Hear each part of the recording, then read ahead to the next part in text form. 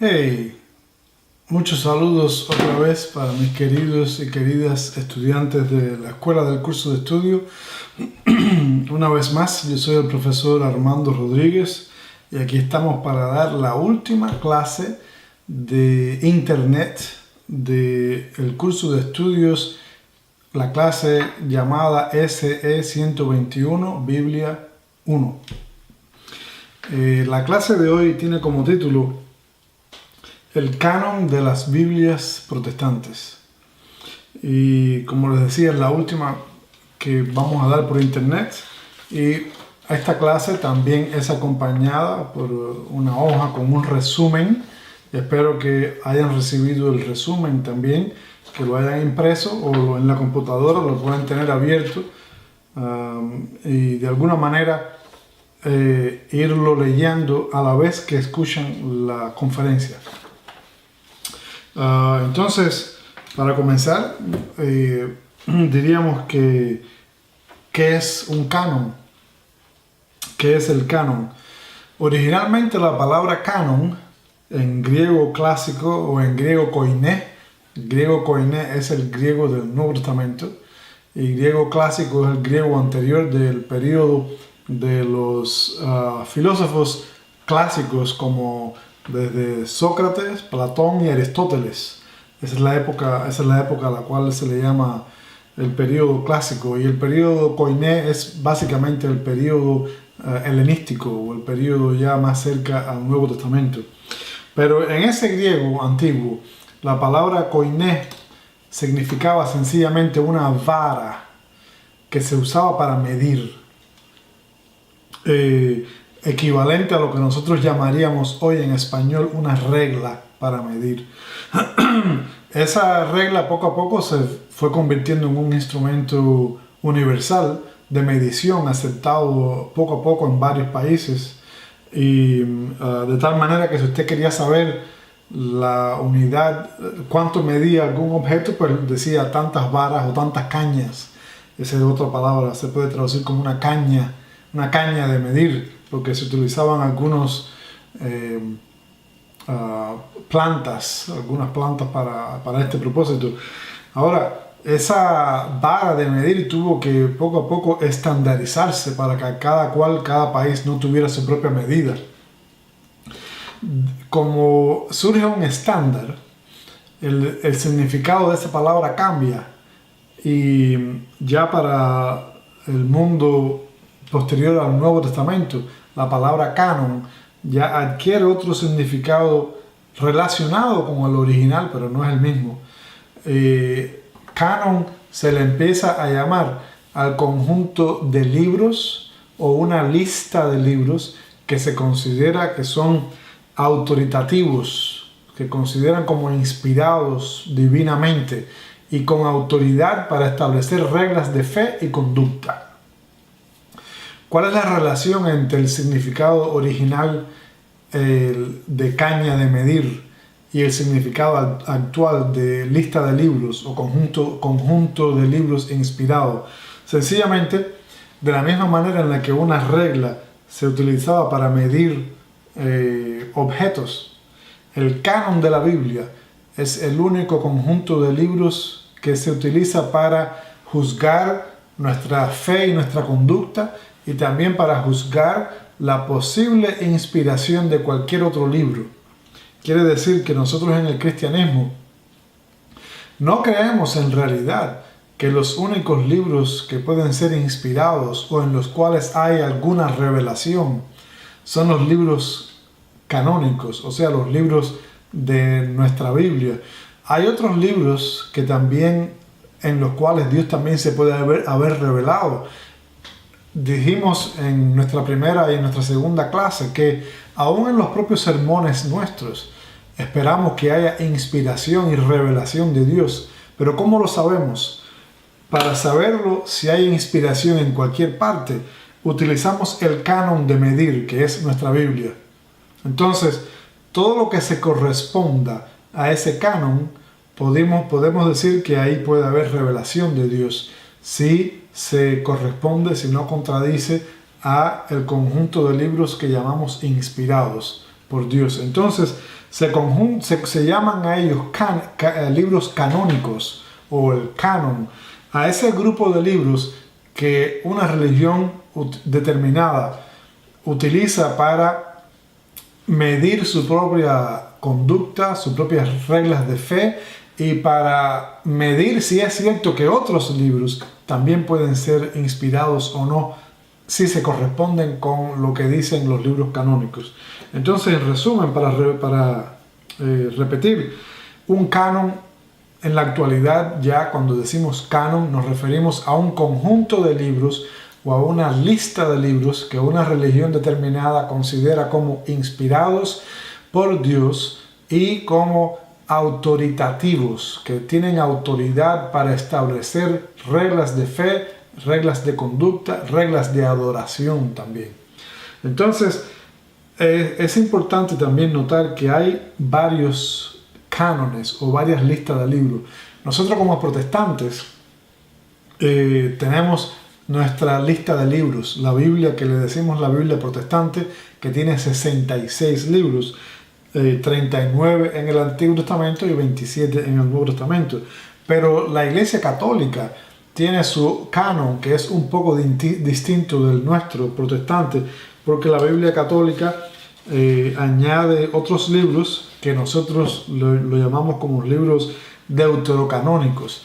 Esa palabra deutero en griego significa segundo, deuterocanónicos significa un segundo canon o otro canon que los católicos sí aceptan como verdaderamente canónicos. Nosotros los llamamos deuterocanónicos, es un segundo canon.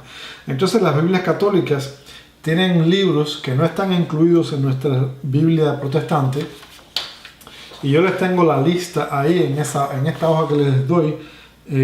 Ahí están los libros de esa Biblia católica que no están en la nuestra. Son el libro de Tobías, Judith, adiciones al libro de Esther, un libro importantísimo que es La Sabiduría de Salomón. Ese libro es escrito casi ya en la época del Nuevo Testamento y es un libro muy importante. Otro libro que se llama La Sabiduría de Ben Sirach, el libro de Baruch, una carta de Jeremías, unas adiciones al libro de Daniel y unos libros importantísimos para estudiar la historia de Israel, la rebelión de los Macabeos. Y esos libros son primero y segundo libro de Macabeos. Todo este conjunto de libros que les he dicho ahora también forman parte de la Biblia católica o del canon católico. Algunos se preguntarán, bueno, ¿de dónde sacaron ese canon los católicos? ¿De dónde lo inventaron? Bueno, ellos no lo inventaron de ninguna parte. El canon católico surge a partir de la Biblia Septuaginta. Les decía también en una clase anterior que la Biblia Septuaginta fue la traducción de la Biblia hebrea al griego, hecho por judíos en la ciudad de Alejandría antes de Jesucristo, aproximadamente en el siglo III antes de Jesucristo. Esa es la Septuaginta o la Biblia de los 70. Todos los libros que están en la Biblia que llamamos hoy la Biblia católica estaban también en el canon alejandrino o en el canon de la Septuaginta. Y esa era la Biblia que leían los discípulos en la época del Nuevo Testamento, porque la mayoría de esos discípulos y las iglesias en el Nuevo Testamento eran de habla griega. Ellos leían la escritura en el idioma griego e incluían los libros que hoy la Biblia católica incluye. ¿Por qué fueron excluidos esos libros deuterocanónicos de la Biblia protestante? Bueno, porque cuando surge la Reforma Protestante en el siglo XVI con Martín Lutero y sus seguidores, otros después de ellos, un movimiento que se llamó también el movimiento humanista. Fue un movimiento de búsqueda de los escritos originales en su lengua original. Entonces ellos ya no querían leer la Biblia en griego, el Antiguo Testamento, porque sabían, ni en latín tampoco, como lo habían recibido de la Iglesia Católica, en la Vulgata latina. Ellos querían ir a las fuentes originales, y cuando encontraron los libros en hebreo, se dieron cuenta que en los judíos de Palestina no tenían la misma lista de libros o el mismo canon que los judíos de Alejandría. Entonces, estos libros que nosotros consideramos hoy como deuterocanónicos, muy seguramente fueron añadidos por los judíos de habla griega de la ciudad de Alejandría, pero los judíos de habla hebrea de Palestina no los tenían. Entonces, cuando fueron a buscar los libros escritos en hebreo, como esos libros no estaban ahí, la iglesia protestante decidió guiarse por el canon hebreo, y por eso decidió excluir los libros que llamamos hoy los libros deuterocanónicos. Pero en toda la Biblia, en todas las Biblias que se leían en la época del Nuevo Testamento, estaban incluidos, porque ellos leían la Biblia en griego, la Biblia de la Septuaginta.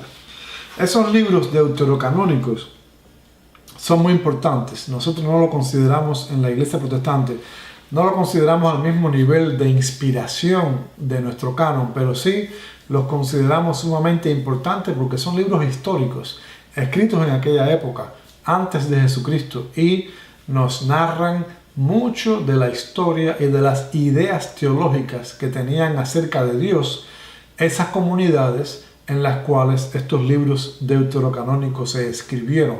Entonces, si queremos reconstruir no solamente la historia, pero el conjunto de ideas teológicas que esas comunidades tenían, tenemos que leer los libros que llamamos hoy deuterocanónicos, y por eso son muy útiles.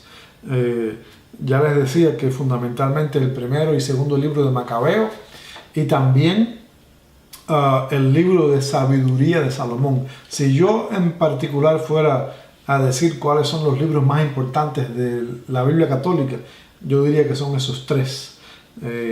Quizá también Baruch, el libro de Baruch, es un libro muy importante con influencia apocalíptica. Eso lo podemos ver después en clase, lo podemos discutir.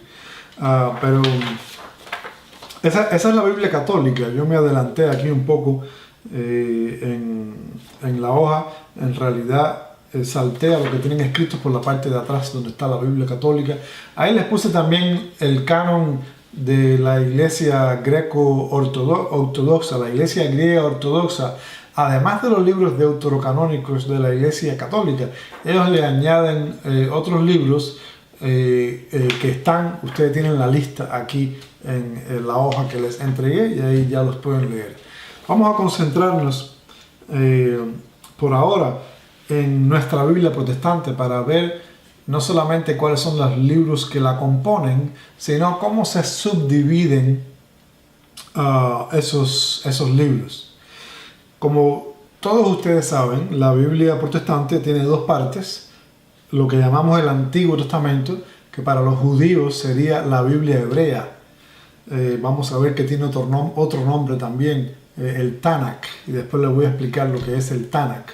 Pero la Biblia, las escrituras hebreas son los libros que nosotros llamamos los libros del Antiguo Testamento, y son 39 libros que se diferencian de los 27 libros que tiene el Nuevo Testamento. Esos libros del Antiguo y Nuevo Testamento, hay un detalle importante que ya ustedes deben aprender a conocer. Esos libros no se encuentran, el tiempo que transcurrió entre el Antiguo Testamento y el Nuevo. Usted escucha muchas veces decir en la literatura popular o en los sermones de las personas que no tienen mucha educación, usted muchas veces escucha que entre el Antiguo y el Nuevo Testamento existió un periodo de silencio, entre comillas, un periodo de silencio que duró como 400 años, desde que se acabó el Antiguo Testamento hasta que comenzó el Nuevo Testamento a escribirse. Vamos a ver que en clase podemos discutirlo con más detalle, pero vamos a ver que eso no es cierto.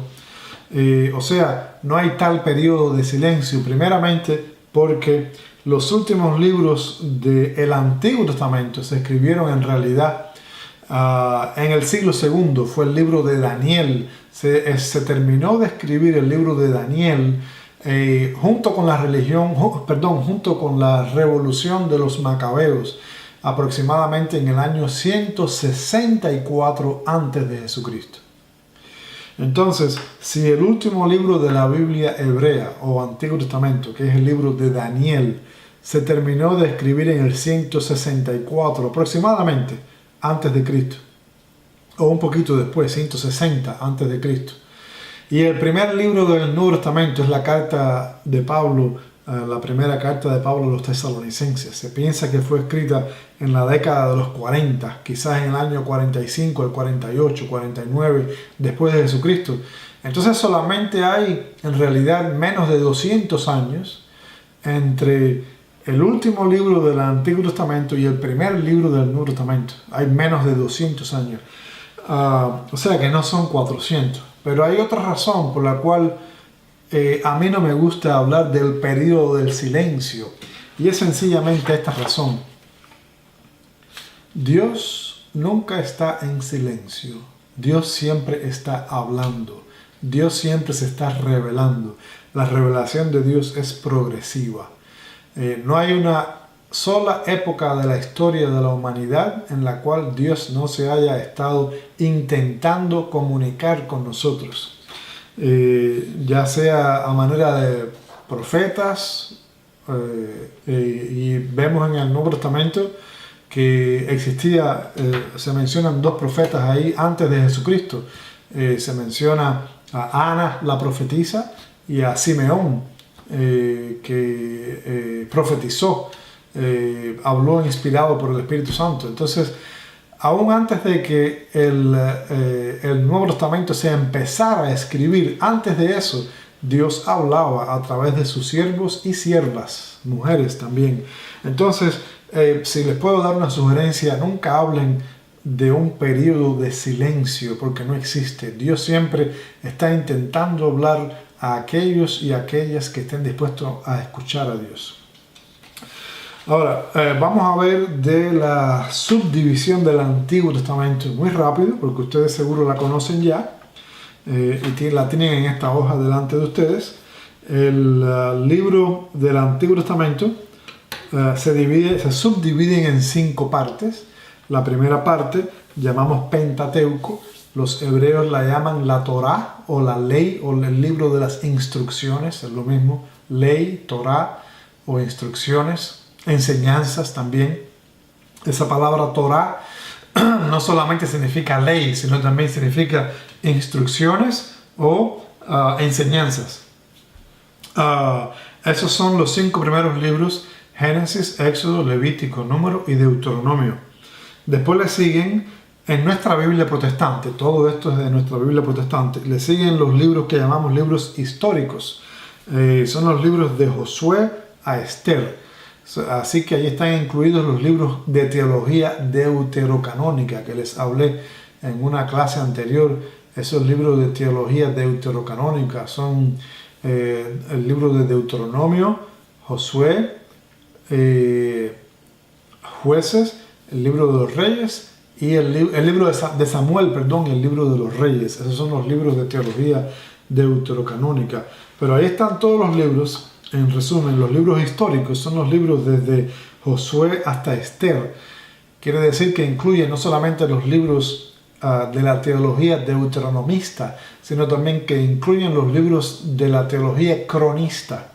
Los libros del cronista son el primer y el segundo libro de Crónicas, el libro de Esdras y el libro de Nehemías. Esos son los libros, todos esos 4 libros, primero y segundo de Crónicas, Esdras y Nehemías, están escritos desde el punto de vista de la historia del cronista.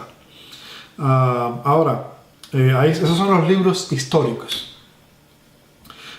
También está después el grupo de los libros poéticos, los libros de poesía hebrea. Son 5 libros también: Job, Salmos, Proverbios, Eclesiastés y Cantares. Son los 5 libros poéticos. Ahora tienen que recordar que existe poesía fuera de esos otros 5 libros también. Por ejemplo, en el libro de Isaías hay una profecía bellísima, hay una poesía, perdón. Son escritos muchos capítulos de Isaías. Fundamentalmente vamos a aprender después lo que se le llama el segundo Isaías, que escribió en la época de la cautividad babilónica. El segundo Isaías es una sección de Isaías entre los capítulos 45 y 55 de Isaías, que es una poesía muy hermosa. Entonces, los 5 libros poéticos, Job, Salmos, Proverbios, Eclesiastés y Cantares, son casi en su totalidad poesía, y por eso se le llaman los libros poéticos, pero encontramos poesía fuera de esos libros. El siguiente grupo es el libro de los profetas mayores: Isaías, Jeremías, Lamentaciones, Ezequiel y Daniel. Incluye el libro de Daniel. Esos libros se le llaman profetas mayores, no porque sean más importantes que los profetas menores, sino sencillamente porque son rollos completos en su totalidad. Cada libro se lleva un rollo y eran libros más largos. Tiene que ver con el contenido de esos libros era más largo, y por eso se le llaman profetas mayores, mientras que los profetas menores muchas veces se le llama el libro de los 12, porque los 12 libros que van desde Oseas hasta Habacuc, esos 12 libros cabían en un rollo, todos juntos se escribían en un rollo. Son libros más pequeños, algunos de ellos de un solo capítulo, y por eso se le llama el libro de los 12 o el libro de los profetas menores, porque son más breves. Esas son las 5 partes de nuestra Biblia protestante, que en cuanto al contenido de los libros es el mismo contenido de lo que le llamamos la Biblia hebrea o las escrituras hebreas, que también se llama, les decía, la Tanakh, y después les voy a explicar qué cosa es el Tanakh. Ahora, los libros del Nuevo Testamento también los hemos subdividido en 5 grupos. El primer grupo son los evangelios, con los 4 evangelios: Mateo, Marcos, Lucas, Juan. El libro de los Hechos, que es un libro de historia, muy semejante. Después del Pentateuco está los libros históricos. Bueno, en el Nuevo Testamento, después de los 4 evangelios, está el libro de los Hechos, que es un libro de historia de la iglesia. Después le siguen las cartas de Pablo, 13 cartas que actualmente se atribuyen a Pablo con mayor o menor grado de certidumbre. Algunas de esas vamos a ver después en clase, sobre todo en el tercer año, cuando estudiamos Biblia 3, Nuevo Testamento. Vamos a ver que de esas 13 cartas de Pablo hay 6 de ellas que se considera que los discípulos de Pablo jugaron un papel muy importante escribiendo esas cartas, esas 6 de las 13. Pero le llamamos las 13 cartas de Pablo, seguidas por las cartas universales, que son 8. Hebreos, Santiago, primera y segunda carta de Pedro, primera, segunda y tercera carta de Juan, y después el libro de Judas, es la última carta que llamamos carta general o universal. La carta a los hebreos, antiguamente, a principio de la era cristiana, en el siglo III, siglo II y siglo III, mucha gente pensaban que fue escrita por el apóstol Pablo, pero aún desde entonces se tenían dudas, y hoy en día prácticamente el 100% de los eruditos bíblicos piensan que la carta a los hebreos no fue escrita por Pablo, y por eso se le incluye no en el grupo de cartas paulinas, sino en el grupo de las cartas universales o generales. Y finalmente está el libro del Apocalipsis, un libro también se puede considerar como un libro profético, el libro del Apocalipsis. Esas son las 5 partes del Nuevo Testamento, y como ustedes saben, se le llama Antiguo y Nuevo Testamento porque el Antiguo Testamento se piensa que está basado en el Antiguo Pacto. La palabra testamento significa pacto. ese testamento o pacto en el Antiguo Testamento estaba basado en la ley. La ley era la parte más importante de los escritos judíos, de la misma manera que para nosotros los evangelios no es que sean más inspirados que el resto del Nuevo Testamento. Los evangelios no tienen una inspiración mayor.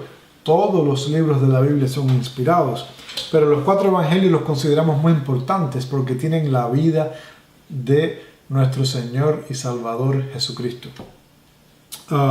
Entonces, esos 27 libros del Nuevo Testamento caen ya dentro del nuevo pacto, que no está basado en la ley de Moisés, sino está basado en la sangre de nuestro Señor Jesucristo, que dio su vida para salvarnos. Y por eso se dice que hay un nuevo pacto. Esto es una profecía que salió del libro de Jeremías, el capítulo 33 y capítulo 36, donde se habla de que Dios hará un nuevo pacto con su pueblo. Bueno, ese nuevo pacto fue hecho a través de Jesucristo, en la sangre de Jesucristo. Finalmente, lo último que nos falta para ver aquí es la Biblia hebrea, cómo se subdivide. La Biblia hebrea tiene otro nombre, se le llama también la Tanakh, porque esta Biblia los hebreos la subdividen en 3 partes. Nosotros, los protestantes, la subdividimos en 5 partes. Ellos la subdividen en 3 partes por sus nombres en hebreos. La primera es la Torah. Ya dijimos que Torah significa ley, también instrucciones o enseñanzas. Y son los mismos 5 libros de nuestro Pentateuco. Esa es la Torah. Muy importantes para los judíos. Porque es la ley mosaica. Se le considera así como la ley de Moisés. Aunque muchos rabinos judíos saben y están de acuerdo en que Moisés no pudo haber escrito toda la Torá, pero de manera tradicional se le llaman los libros de Moisés también, porque están basados en la Torá o basados en las leyes, en la revelación de Dios en el monte Sinaí. Ahora, las otras 2 partes del libro de la Biblia hebrea, la siguiente parte se le llama Nevi'im. ¿Qué cosa es Nevi'im? Sencillamente son profetas en idioma hebreo. Los Nevi'im eran los profetas. Entonces hay un grupo de escritos que los hebreos le llaman los profetas. Ese grupo de libros incluye todos los libros que nosotros llamamos libros históricos, excepto Esther, y excepto el libro de Ruth también, excluyendo Esther y excluyendo Ruth, todos esos libros que quedan, ellos los subdividen en los profetas anteriores, que son los profetas anteriores: Josué, Jueces, Samuel y Reyes. Esos son los 4 libros anteriores. Noten, si ustedes son cuidadosos, notan que yo hablo del libro de Samuel como un libro. Eso es porque en la Biblia hebrea el libro de Samuel no estaba subdividido en primero y segundo de Samuel. Solamente fue en la Septuaginta, la Biblia griega, donde se subdividieron. Lo mismo con el libro de Reyes. Era un solo libro, el libro de Reyes, y en la Biblia Septuaginta se subdividió en 2 libros, primero y segundo de Reyes. Pero en la Biblia hebrea eso era un libro, el libro de Samuel y el libro de Reyes. Entonces esos 4 libros formaban lo que ellos llaman los profetas anteriores. Y los profetas posteriores son todos los libros que nosotros llamamos profetas, los profetas mayores y los menores, todos esos, con una excepción muy importante. El libro de Daniel, los hebreos no lo incluyen como un libro profético.